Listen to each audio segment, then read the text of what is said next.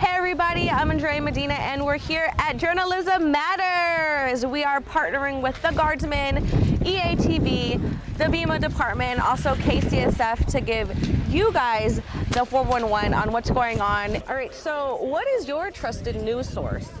Great, that's good questions. So I do read a lot, of course. The local newspaper or newspaper is a great resource because there's a lot of facts there and we do a lot of work. I do watch CNN or read Washington Post, and I try to acknowledge myself and do a lot of interviews with people. That way we can get a rare story on the newspaper.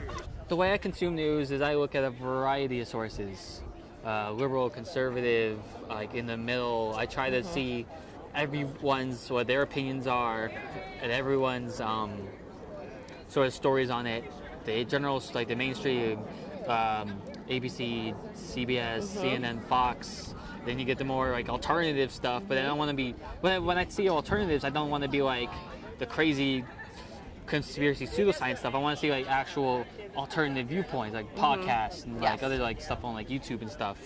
These days, my primary media outlet is I go on the internet, but I use it to look at mainline newspapers, the New York Times, the San Jose Mercury, those things. I also like to occasionally go over to what you might call the more conservative ones, just to see what they're saying. But I trust the traditional journalists to do a good job, but having it presented in an easy way on the internet's a nice way to get it. Well, I think that now social media played a huge part in delivering news. On campus, we see students on Facebook, Instagram, just checking quickly news. News has changed a lot. It's no longer to be in the newspaper, no longer to be in the huge TV. So they want it now, right now, and sometimes you have to be careful because it's when it's outside doesn't mean that it's true. Yeah, it might not be a trusted source. Here we go. I just recommend that people pay for news because letting news websites rely on clicks, it does not incentivize journalists to publish information that is crucial to the public.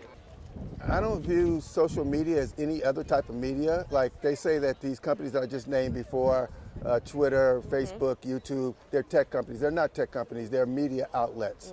And that's social media. So media is always going to change with technology. At one time, even though you and I and probably nobody on this campus was around when that happened, but the printing press. The printing press was advanced media at one time, and people used to literally travel for miles and miles and miles and miles To get one of these. Exactly. So there's always going to be technology fueling media. It's just how it is.